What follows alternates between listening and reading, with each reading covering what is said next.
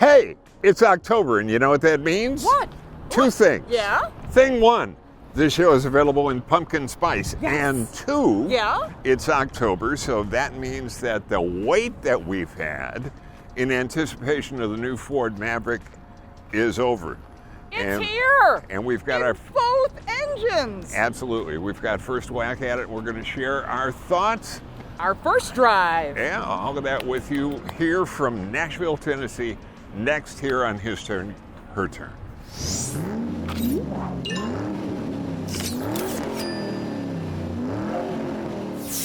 Welcome back to the channel. I am Lauren Fix, and I am co-hosting with the His Turn, the Paul Bryan. Hey, how are you? Yeah, so here we are in Nashville, Tennessee, and it's blessed with great growth. It's blessed with good music, great music, yep. All that. Good barbecue, and it's good barbecue. It's not great. It's not sexist. It's definitely not that. Yeah. But it's also blessed with the place where we have been invited to drive the new Ford Maverick. Yes, both on-road and off-road. Both models, the hybrid and the 2-liter. We have been very excited to see the two differences.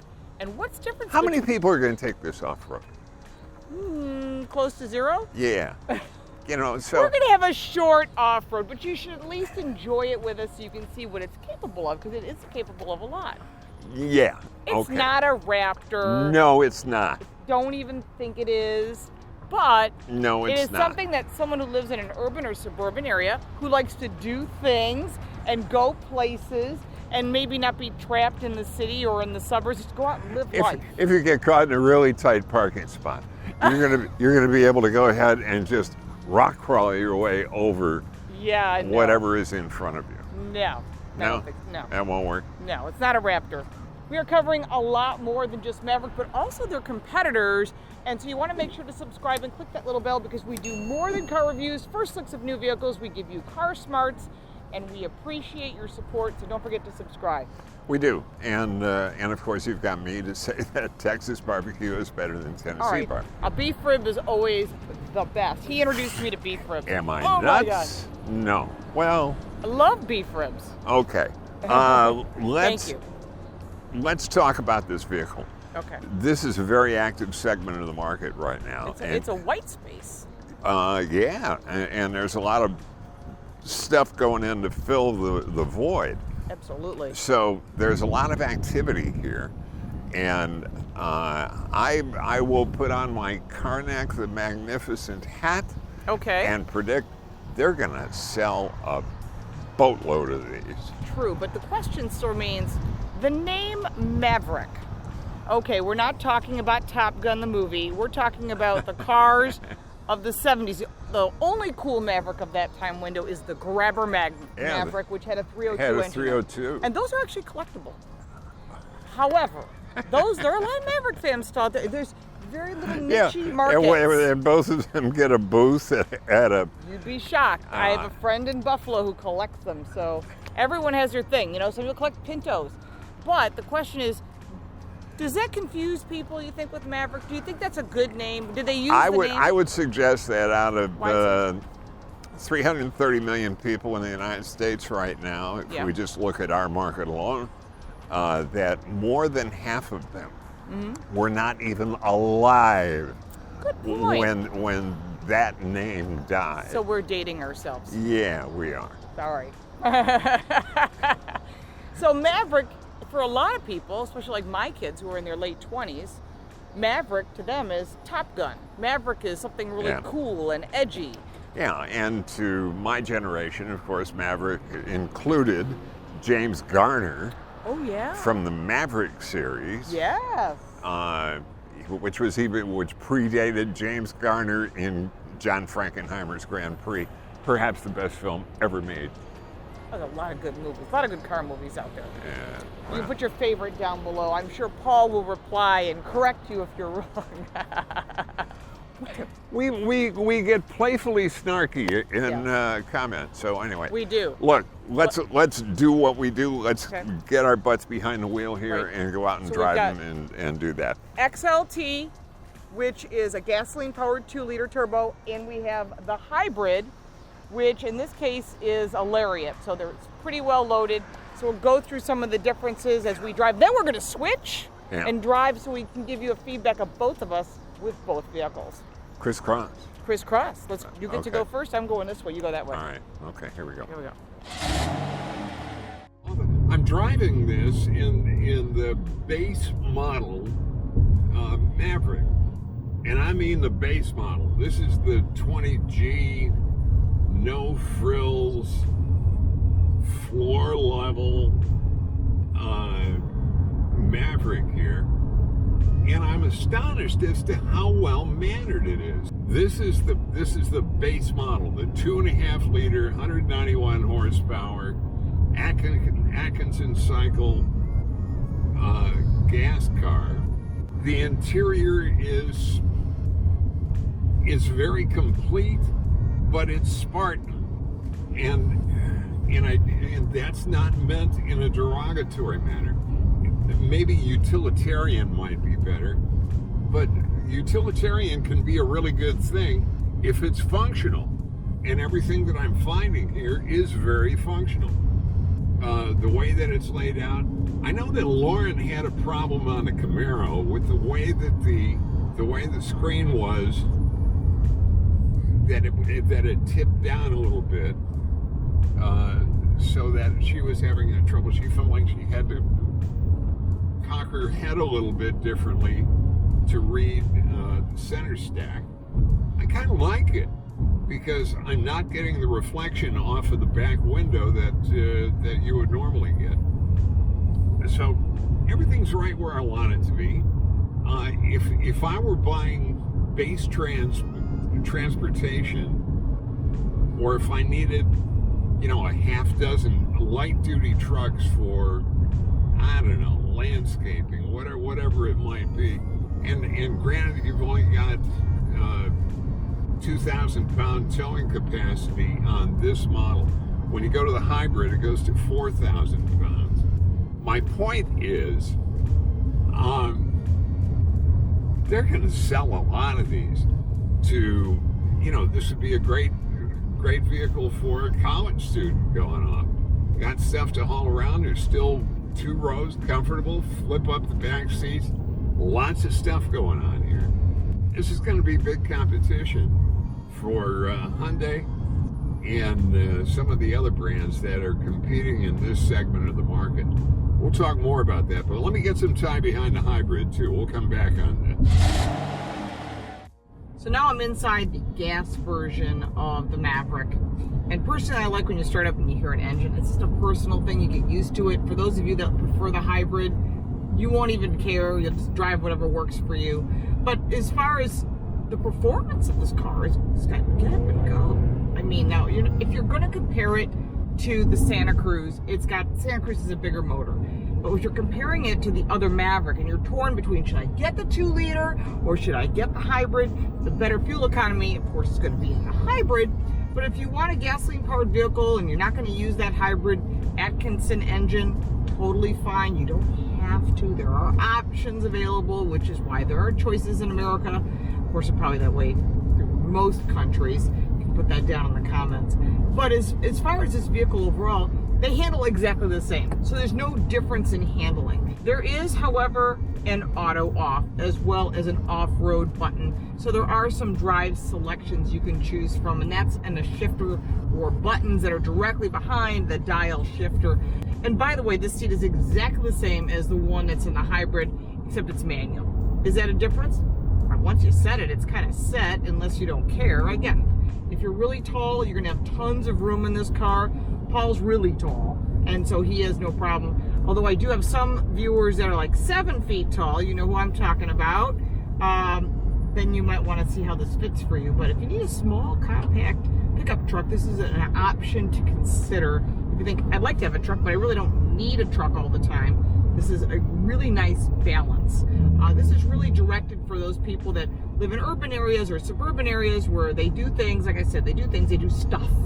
And they want to go someplace and they want to be able to carry it with them. Maybe it's dirty. Maybe you're snowboarding. Maybe you're kayaking, maybe you're, I don't know, going to the races or dirt track, whatever it might be, you've got that payload capacity. In addition, this is pretty basic, and they have taken recycled products and put that into these like patterned or embossed pieces that you'll notice throughout the vehicle, and that's partly why you're feeling that texture that you are. They did a nice job. I mean, there's some soft stuff here, recycled materials, everything's about recycling. Wired Apple CarPlay, Android Auto on all trim levels, and Bluetooth.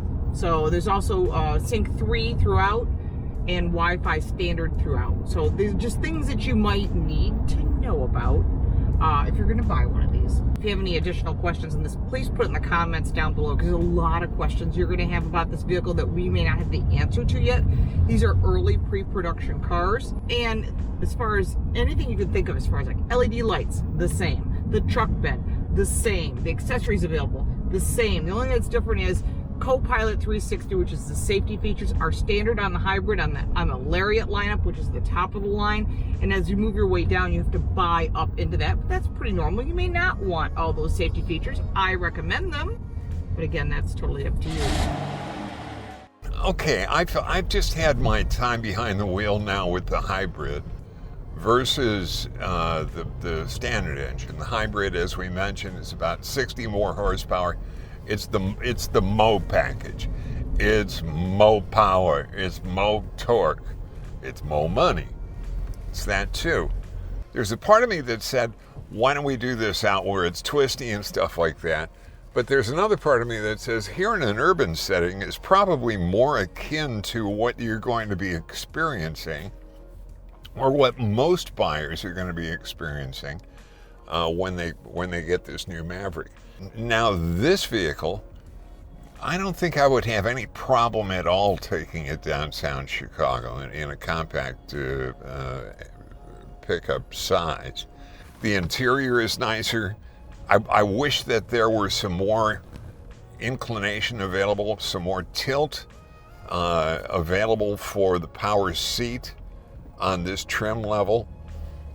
There's a part of me that wants the center stack screen to be bigger, and you might expect that it would be bigger with an upgrade in trim level, but it's the same size. I know one of the things that Lauren and I have gigged Chevrolet in particular about is the small size of the center stack screen, especially in comparison to the Cecil B. DeMille size that you get in the Ram pickups. So anyway, it stays the same size. There's a feature that I have become really fond of across all lines, and that's the auto hold. When you come to a stop sign or to a stoplight, if once you depress the brake and the car comes to a stop, it will stay stopped until you apply the accelerator pedal, and then it takes off. And I purposely asked if it was standard on this car, and they said yes, it was, truck rather. So I'll end this up, and we'll talk a bit more of it at the end of the segment. My first impression is the steering seems a bit heavy. The last vehicle I drove that I thought had kind of heavy steering was the Nissan Frontier, which is not a direct competitor. It's a larger pickup truck, and people that are buying that truck are using it for completely different reasons. But as far as this hybrid, it's got pretty good power. I mean, considering the price point, what you're getting, fuel economy, we don't have real numbers yet, but supposedly they're saying close to 40 miles to the gallon. That's really impressive. I think that it really offers a lot. This is very much like what Ranger used to be, a smaller, compact truck. But how this thing handles on these curves, and we're in, I'm going to say wrong for those of you who live locally, here at Natchez Trace Parkway, so it's pretty curvy. It's really nice. Actually, I kind of wish I had a Porsche or something driving through here, so it's really nice.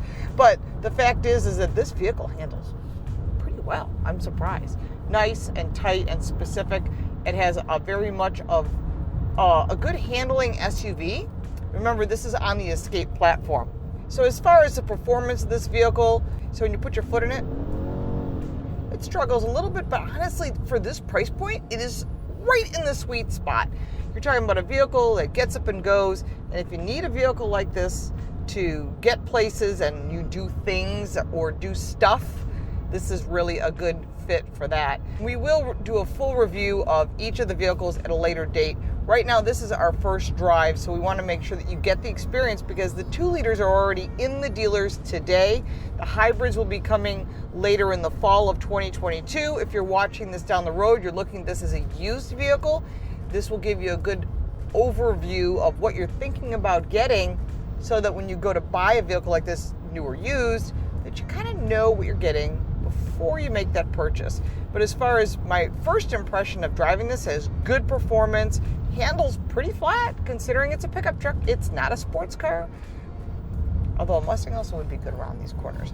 But as far as the handling and the overall feel of this vehicle, they did a really nice job. But we kind of knew that Ford was working on this for quite a while, and it's been a long time coming. A truck is about the business. The business part. That's the utility part of it? Yes. What you do with the bed of this truck? Business. The business. Okay. Yeah. And there has been a lot of thought that has gone into the business. And right. With 150 accessories, that's a lot. You can put a camper in here, you can put a Not only that, but it was designed you could handle up to 18 4x8 sheets of plywood in here. That's a lot. I personally never needed more than 16, but you're not building any houses lately. Well, drywall, recession coming. Right. So it's about 1,500 pounds of payload, 4,000 pound towing capacity. With the hybrid. The hybrid. Yeah, it's 2,000 pounds of towing capacity. With the gas. Which is this gray truck. Roger and the that. blue one is the hybrid. Roger that. So you double the towing capacity by going to the hybrid. And there's so much, there's electric connectivity back here. Storage, tons of cool storage hidden, and that little QR code that's on the storage door. That's what I was going to talk about. Go ahead. This is so cool. Let's say they come out with, and they've only got about 3 or 4 pieces in there right now. Right. But by launch, they're going to have a whole lot more in there right now. Mm-hmm. You're going to be able to program a 3D printer. I know, isn't There's that going cool? to be a whole catalog of stuff that you can program into a 3D printer, and I think that's awesome. And that's make the thinking part ahead. yourself. Yeah, that's awesome. It's really cool. Or if you want to design stuff, I would imagine at some point or other the third-party aftermarket. SEMA? You kidding? I'll be at SEMA this year in November. I know. There will be, I guarantee. You're going to be appearing? Well, I'm going to be there for the APEC show and the SEMA show, but I will tell you that there will be people who have already done upfitting for this vehicle. Oh, because yeah. They get first crack at it. They get what they call a measurement session in advance. And I know there's a truck bed coming, a cap coming for it. There's also a hard tonneau cover, a soft tonneau cover. There's bike racks. I mean, there's 150 accessories is a lot. Yeah. No, where we were the first ones to get to drive it, the people from the aftermarket are able to get, I'm sure that 6 months ago, easy, if not a little bit more. Oh yeah, because it takes time to make this stuff, whether it's made in the USA or elsewhere. They turn them loose with more lasers than they've got at WeatherTech. And that's a lot of lasers. That's a lot of lasers. Yeah. Right, but I think the key thing to this vehicle is what's going to make it different than an SUV, different than the Santa Cruz, which a lot of people compare the two, is the fact that this was designed on an Escape chassis. Yeah. But it was designed as a truck, and I think that's cool. Yeah. Well, okay. There's lots more coming, and we've had a lot of ancillary video that goes along with this that we'll put on the channel as well. Right. From the presentations and stuff, so you can take a look at different things that we've got going there. And we'll review each of these separately as they come to us, and Paul will be talking about it on radio, and we'll have it in podcast and so forth. And of course, if you haven't subscribed to us, we do appreciate your support. If you like what we talked about, if you like Paul and I, put that down in the comments below. If you think we should go to Devil's Island. Make sure to like it and subscribe it, share it with your friends, and follow us on social media. You can follow me literally everywhere at Lauren Fix, and... Well, on Twitter, I'm the Paul Bryan, and Instagram, I'm the Paul Bryan, and just Paul Bryan on Facebook. Just come on by.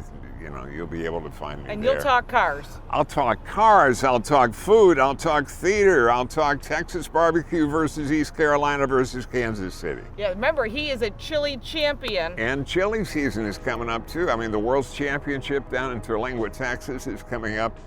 And yes, I did win the World's Championship there. Yes, and his recipe is excellent. And I believe it's on our Facebook fan page, His Turn, Her Turn, if you would like to have Paul's recipe. I think we pinned it at the top because a lot of people have asked. And make sure to follow us, like I said, because we have more things coming together. We're going to be at a comparison drive for North American Car of the Year. I talked about that in car. Right. This is running for Truck of the Year. Yep. It's going to be interesting. It's running up against the Tundra, the Frontier, and the Santa Cruz. Yeah. That's going to be interesting. Remember when we started this and I said there's a lot of activity in this space? I wasn't just a woofing. We appreciate your time. And like I said, let us know your thoughts. We do appreciate it. And we'll talk to you next time. We love you. Well, most of you. Okay. Bye.